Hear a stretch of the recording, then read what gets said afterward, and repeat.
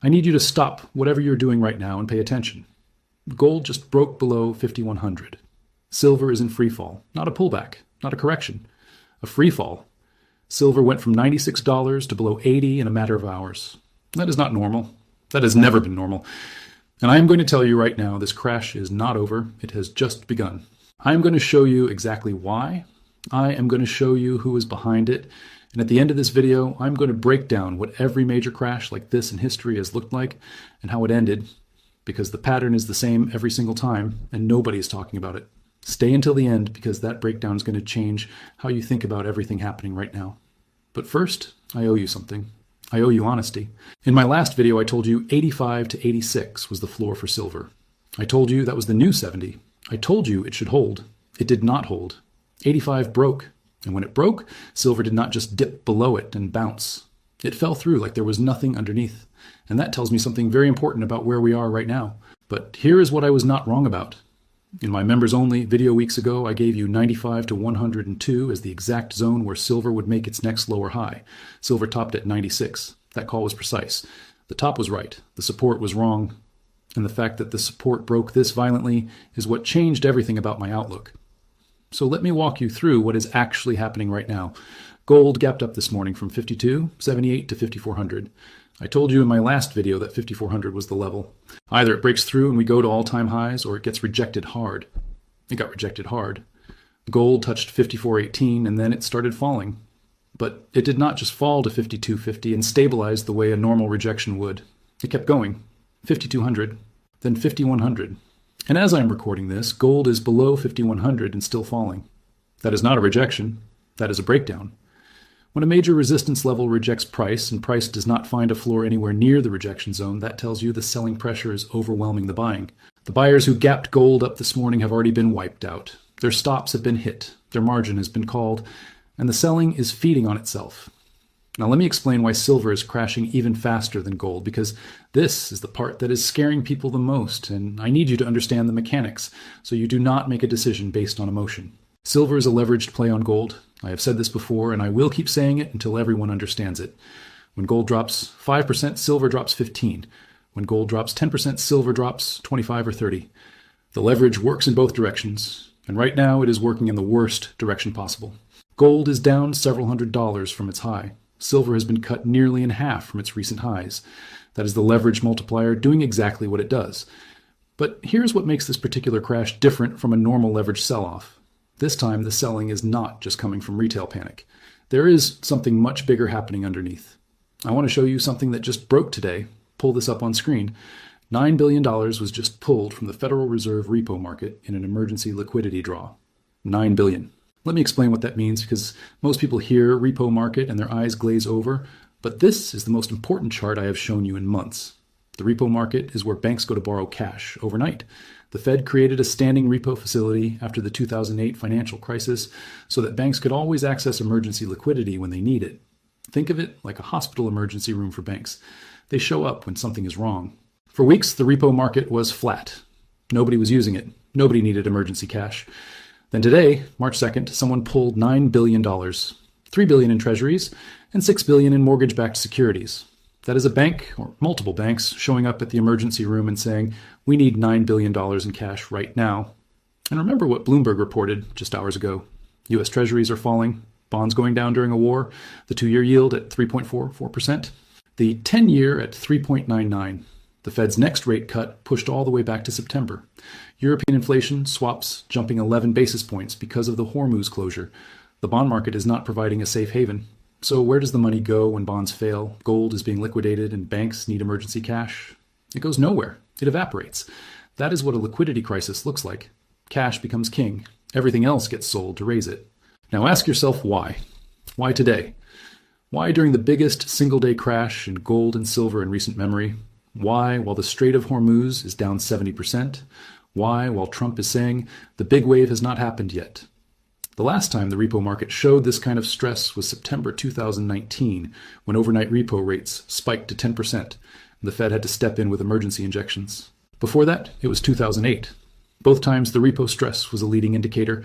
It was the warning light on the dashboard before the engine blew. 9 billion in one day does not mean the system is fine. It means someone somewhere is bleeding and they needed a tourniquet. Here's what I think is happening, and I want to be clear, this is my analysis, not confirmed fact. Margin calls. When gold and silver crash this hard, this fast, every leveraged position in precious metals gets a margin call. The banks and funds that were long gold and silver on leverage have to come up with cash immediately, or their positions get liquidated. And when they cannot come up with the cash from their normal operations, they go to the repo market. They go to the Fed's emergency window. $9 billion of emergency borrowing on the same day gold and silver are in free fall is not a coincidence.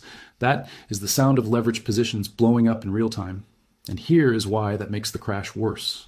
When a fund gets a margin call and cannot meet it, the broker liquidates the position. They sell the gold, they sell the silver, they sell at market price, which pushes the price down further, which triggers more margin calls on other funds, which causes more forced selling, which pushes price down more. It is a waterfall, a cascade of forced liquidation where every sale creates the conditions for the next sale. That is what freefall looks like. That is what you are watching right now. This is not people deciding to sell gold because they do not believe in it anymore. This is people being forced to sell because they ran out of margin. There is a massive difference between voluntary selling and forced liquidation. Voluntary selling finds a floor because sellers stop when they think the price is low enough. Forced liquidation does not find a floor until the margin calls stop. And the margin calls do not stop until the price stabilizes long enough for the remaining positions to get recapitalized. That has not happened yet. Welcome to the hidden economy. If you are new here, I called the 95 to 102 top in silver weeks ago in the members only video. I called 5400 as the resistance in gold. Both played out exactly as I said. If you want to stay ahead of this market, hit subscribe and hit the hype button right now. What I am about to show you next is critical. Let me connect the dots between the crash and what is happening in the real world, because the disconnect right now is the most insane thing I have seen in my career covering these markets. The Strait of Hormuz, traffic is down 70%. Only Chinese and Iranian ships are going through. Let me put that in numbers. 20% of the world's oil passes through that strait. If traffic is down 70%, that means roughly 14% of global oil supply is being disrupted right now. 14%. The 1973 oil embargo disrupted about 7%, and it caused a global recession. We are looking at double that disruption. Oil should be at $200. Gold should be at $6,000. And instead, everything is crashing. Gold is crashing. Silver is crashing. Bonds are crashing. Bitcoin is crashing. Everything. All at once. The only explanation that makes sense is forced selling across the board. This is not the market pricing in peace. This is the market being forced to sell everything to raise cash for margin calls. When everything goes down at the same time, that is a liquidity crisis, not a change in fundamentals. Now, either we are completely wrong about everything, and this war is going to wrap up in the next 48 hours, and the strait is going to reopen, and everyone goes home. Or the market is going to collide with reality in the most violent repricing event any of us have ever seen. There is no middle ground here. The fundamentals say one thing and the price says the opposite. One of them is wrong. And in my experience, it is always the price that catches up to the fundamentals, not the other way around.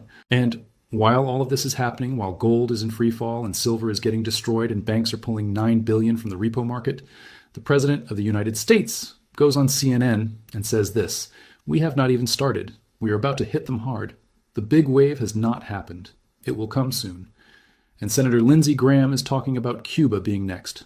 The war is not ending. It is expanding. The man in charge is telling you on live television that what you have seen so far is the warm-up. And the market is selling gold. This is the disconnect. This is what makes no sense on the surface. But it makes perfect sense when you understand the mechanics. The market is not selling gold because the war is ending. The market is selling gold because leveraged positions are blowing up and margin calls are forcing liquidation. The reason does not matter when the margin call hits. It does not matter that the Strait of Hormuz is closed.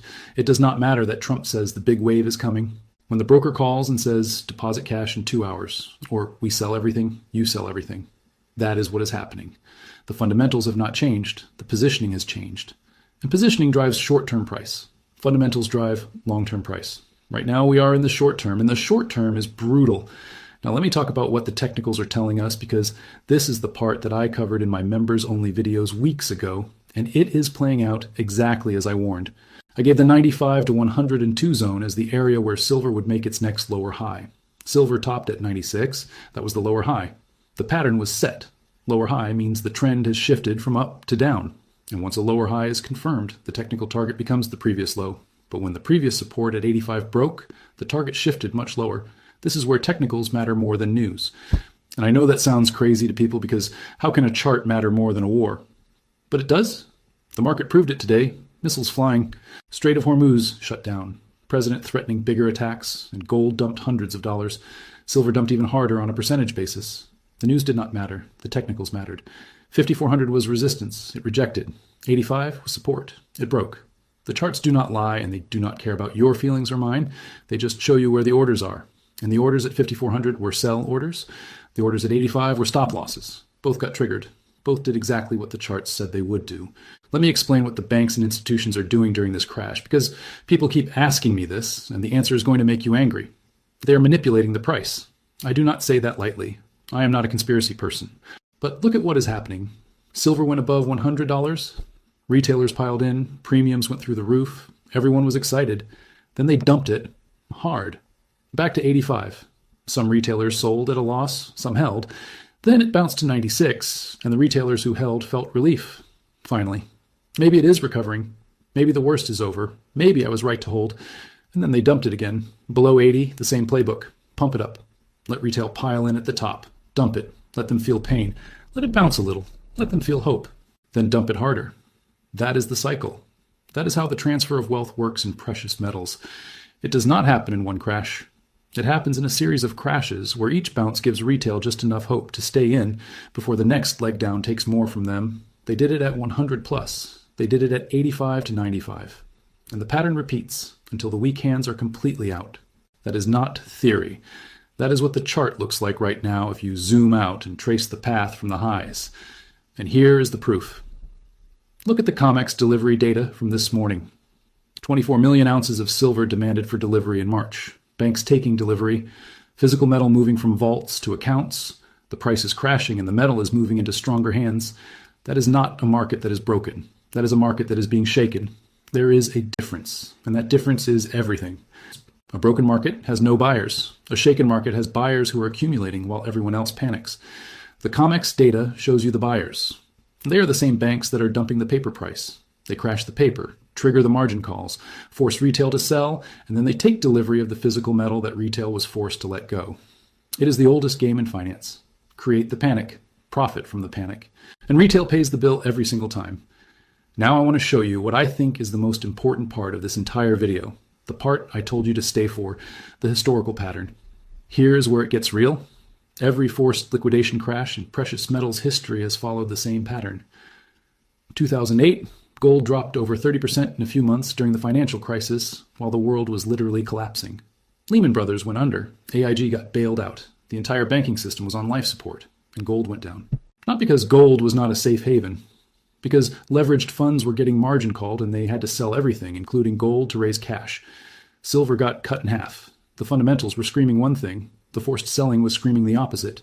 Price went down while the reasons to own gold and silver went up. And then when the margin calls stopped, when the forced selling exhausted itself, gold went from under 700 to over 1,900 in the next 3 years. Silver went from under $9 to almost 50. The liquidation was temporary. The fundamental repricing was permanent. 2011. Silver crashed from 49 to 26 in a matter of weeks. 50% gone. Leverage blew up. Margin requirements got raised multiple times. Forced selling cascaded through the system the exact same way it is cascading right now. And the people who were holding physical silver and did not sell into the panic were the ones who got to watch the next cycle unfold from a position of strength. 2020. Gold dropped from 1,700 to 1,470 in March when COVID hit, and the entire market liquidated everything for cash. Everything went down at once. Gold, stocks, bonds, crypto, everything. The correlation went to 1 because when everyone needs cash at the same time, everything gets sold regardless of its fundamental value. Same pattern. Liquidity crisis. Forced selling. Panic. And within 5 months, gold was at 2,000 and hitting all-time highs. The forced selling lasted weeks. The recovery lasted years. The pattern is the same every single time. A crisis causes prices to spike. Leverage builds up. Then something triggers a liquidation. Everything crashes, including the safe havens. The people watching from the outside say gold is dead, silver is dead. The thesis was wrong. And then 6 months later, the price is higher than it was before the crash started. Every single time. Now, I'm not predicting timing. I am not telling you where the bottom is. Nobody knows that. What I am telling you is that forced liquidation crashes during geopolitical crises have a 100% historical track record of being temporary. The question has never been whether the price recovers. The question has always been who is still in the game when it does. But here's the part that nobody else is going to tell you. And this is the most important thing I will say in this entire video, so listen carefully. The crash in price does not change the fundamentals. Not by 1 ounce. The Strait of Hormuz is still down 70%. The war is still expanding. Trump is saying the big wave has not happened yet. Banks pulled $9 billion from the repo market today. The supply deficit in silver has not changed. The industrial demand has not changed. Central banks are still buying gold at record pace. The only thing that changed is the paper price on an exchange where leveraged positions got liquidated by margin calls. The physical metal did not get cheaper. The paper contract got cheaper. And when the margin calls eventually stop, because they always do, the price is going to have to reconcile with the reality that the world is more dangerous today than it was when gold was at 5,400. Let that sink in. The world is objectively more dangerous right now than it was 48 hours ago. More escalation, more threats, more disruption. And the price is lower. Historically, that kind of disconnect does not last. Forced liquidation creates temporary dislocations between price and reality. And reality has a way of reasserting itself. Sometimes it takes days, sometimes weeks, sometimes longer. But the dislocation between what is happening in the world and what the price says has never been wider than it is right now. That is not a prediction. That is a measurement. If you are holding physical metal right now and watching your portfolio bleed, here is what is happening mechanically. Your metal is still in your hands. Nobody took it from you. The number on a screen changed. The weight of that silver bar did not change. The purity did not change. The supply deficit did not change. What changed is that leveraged funds on COMEX got margin called, and their forced selling created a paper price that is disconnected from what is happening in the physical market. Understanding the difference between a paper price crash and a physical supply crisis is the most important distinction you can make right now. They are two completely different things happening at the same time. If you were on leverage and you got liquidated, what happened to you is exactly what happened to the funds that caused this crash. Leverage amplifies in both directions. It gives the highs, but it takes everything on the lows. In a market this volatile, with wars and repo crises and 70% straight closures, leverage is the single most dangerous variable in the equation. History shows that every major precious metals crash was made worse by leveraged positions unwinding. Every single one. That is not opinion. That is data. And if you are sitting on the sidelines watching all of this, here is what to pay attention to. These are the signals that have historically marked the end of forced liquidation events. First, the asset needs to find a level and hold it for at least 2 or 3 full sessions. Not 2 or 3 hours, 2 or 3 days. A real floor where buyers show up and defend. Second, the selling candles get smaller, the volume drops, the price starts chopping sideways instead of waterfalling down. That is exhaustion. Third, the repo market calms down. If banks are still pulling billions in emergency liquidity, the forced selling is not done. Fourth, watch the Shanghai premium on silver. If Shanghai holds a massive premium over COMEX during this crash the way it did during the first leg down, that tells you the physical market is not confirming the paper crash. That tells you the paper price is disconnected from physical reality. Those 4 signals have preceded the end of every major liquidation event I have studied. None of them are flashing yet. Now, as I am recording this, gold and silver are trying to recover. And I know some of you are looking at the green candles and thinking, okay, maybe the worst is over. But understand how markets work during a crash. They do not just fall straight down and stay there. They create lower highs. They bounce. They give you hope. And then they make the next move to the downside. That is the structure. Lower high, lower low, lower high, lower low. Until the selling is done, the fact that it is bouncing right now does not mean the crash is over. It means the market is building the next lower high before the next leg down. That is what extreme volatility looks like. And these metals are as volatile right now as I have ever seen them. I told you when this war started that March was going to be an extremely volatile month. Get ready for pumps and dumps. This is what I meant. The pumps feel like relief. The dumps feel like the end of the world. Neither one is the full picture. The structure is the full picture. And the structure right now is lower highs. Drop a comment and tell me where you think gold and silver bottom. Tell me if you are holding or if you got shaken out. Tell me if you think the war wraps up or if Trump really is about to send the big wave. I want to hear it. I will pin the best analysis. Share this video right now, urgently. There are people in your life who own gold and silver and they are watching their portfolio collapse, and they do not understand the mechanics behind it. They do not understand the difference between forced liquidation and fundamental breakdown. This video explains it. Help me reach them. If you are new here, go watch the previous videos. I called the 95 to 102 top. I called 5400 resistance. I called 85 as the critical level. Every single call is on camera.